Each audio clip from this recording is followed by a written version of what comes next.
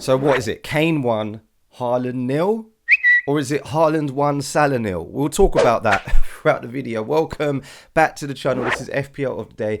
I am Jay London, and in this one it is all about the game week number 3 guide. So I'm going to go through team selection. I'm not going to do a second team selection video. We'll talk about that, how we're lining up for game week number 3. Have a quick look back at game week number 2 as well. Talk about some of the stars and some of the transfers that we can be making going into the brand new game week. As always, if this is the first time that you are discovering this channel, or you are a returning YouTube viewer, then please do hit that subscribe button. We are so close now to 2,000 views, and let's just get straight into it. All right, the ultimate guide for game week number 3. Bow.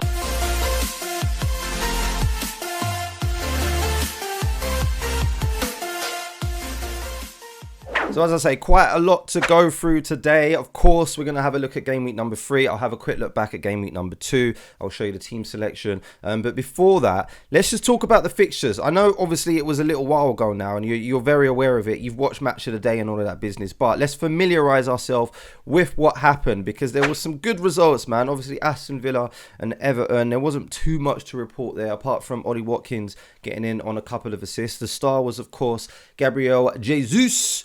Just smashing it, man. 2 goals, 2 assists, just punishing everybody that transferred him out. All of the casual managers that managed to do that.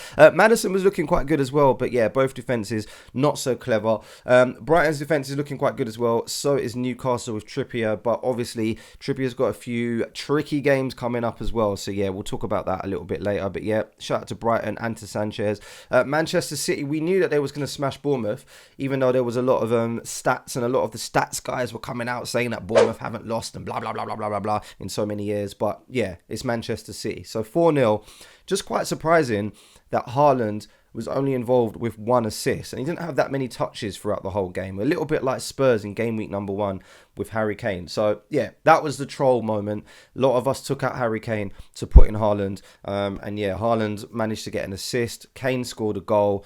But yeah, that didn't really pain me too much, because that decision that I made to bring in Haaland wasn't for 1 game week. It was for the foreseeable future. So yeah, not too sore about that one. 4-0 to Manchester City, another clean sheet. Kyle Walker and Cancelo strike again. Southampton and Leeds. Look, Southampton are conceding quite a few goals there, so keep an eye on them. Wolves can't score that many goals, so maybe Neto has to go very, very soon. And then, of course, we have Brentford against Manchester United. 4-0 in the first, 38 minutes? I said at the start of the season and in pre-season, stay away from Manchester United players, especially Manchester United defenders. Just stay away from them. It is an absolute joke at our club at the moment, so I'm not even going to talk too much about that. Nice result from Nottingham Forest as well, 1-0 against West Ham. Chelsea Spurs 2-2.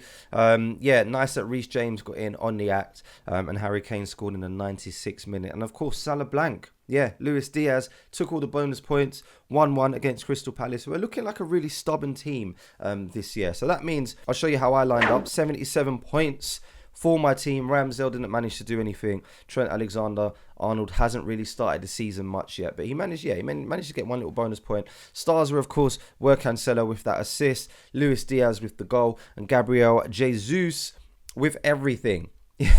With everything. Martinelli is ticking over nicely as well, and yeah, captaincy, we got a little bit lucky. If you was on the Haaland side of the line, loads of people went for Salah, loads of people went for Haaland. It was a split decision. The people that went for Haaland came out on top, which was a little bit fluky, because yeah, an assist really shouldn't have outscored Salah against the Crystal Palace side that we thought was going to go under the cosh and lose maybe 4-0. But yeah, that's what happened. On the bench, Nico Williams, we're going to be keeping an eye on him, because he doesn't look too bad. Yep, nice little clean sheet there. I don't know how many of those he's got left in him. Neto and Bailey need to go. These are the guys that were very, very template at the start of the season. Nice and affordable. We got them in there just for rotation stuff, and yeah, to make sure that we had some cover on the bench. But they've done nothing. Yeah, and Bailey didn't even start last game. So yeah, he needs to go. So we'll talk about some of those options in a little bit towards the end of the video. So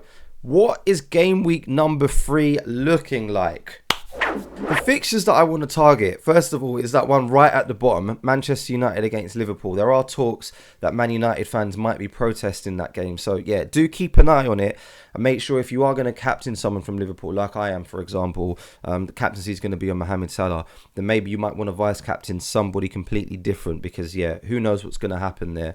But yeah, Mo Salah is going to be my captain. I know that 100%. The rest of the fixtures is a little bit of a free-for-all. Of course, Manchester City is playing Newcastle, but Newcastle have looked quite stubborn at the back. So I'm not expecting a complete rollover there. I do expect Manchester City to win and to hopefully keep another clean sheet if it's got anything to do with Cancelo and Kyle Walker in my team. Tottenham against Wolves. We don't know what Wolves side is going to come out. Like, is it going to be the defensive Wolves that we've seen in previous seasons or previous game weeks, or are Spurs completely going to roll over them? Is this now a time to be going differential and trying to get someone like Kane in? Maybe you're taking Haaland out and putting Kane back in.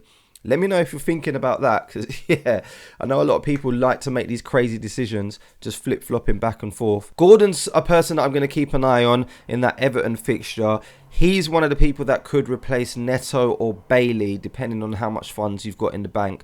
And he looks like the only person that is an attacking threat for Everton. The fixture that I do like the look of is Leicester against Southampton. I just feel like Southampton's quite leaky. And, yeah, if you can stretch to like a James Maddison or something like that, then that could be very, very interesting. I am a little bit tempted to maybe do like a 1 week punt, take out someone like Luis Diaz, put in Maddison, and then maybe wild card in game week 4 or 5 to bring Diaz back in. But yeah, that Manchester United against Liverpool fixture is going to be quite interesting.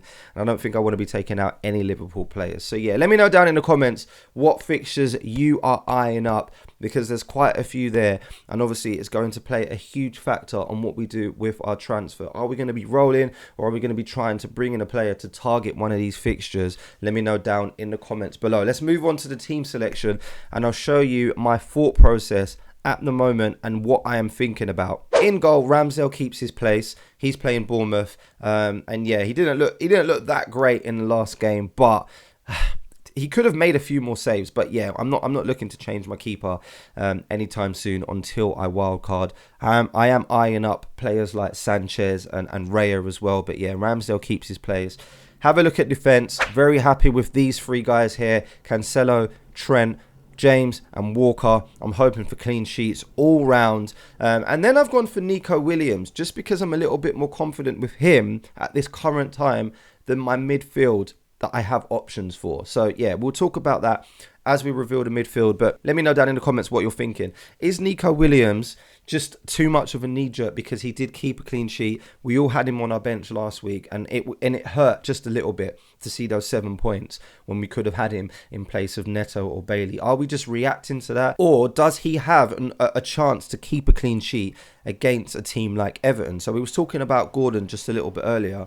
If you feel like Gordon is basically a better threat, then it just makes sense to maybe not play someone like Williams in my case, and then take someone like Neto out and bring in Gordon. But currently, so yeah, that's what it's looking like for now at the back. Let's have a look at the midfield, which looks something like this. 3 in the middle. Mohamed Salah, who's going to be the captain. Martinelli's in there, who is going nowhere anytime soon. I think he's had 2 or 3 price rises now. And then, yeah, Luis Diaz has finally started the season. I was kind of getting a little bit worried because obviously he's 8 mil. It is the battle of the 8 million midfielders this season. And yeah, there's so many players that can be in place of Luis Diaz. But yeah, he managed to show his worth with an amazing goal against Crystal Palace. So yeah, we know that he's very, very capable of doing it again against Manchester United. And then we've got Haaland and Jesus up front, who I am very, very happy with. So the question is, do we keep these guys on the bench that we have here, who are Neto, Bailey, and Taylor just makes up numbers? So Neto and Bailey are the ones that we're talking about.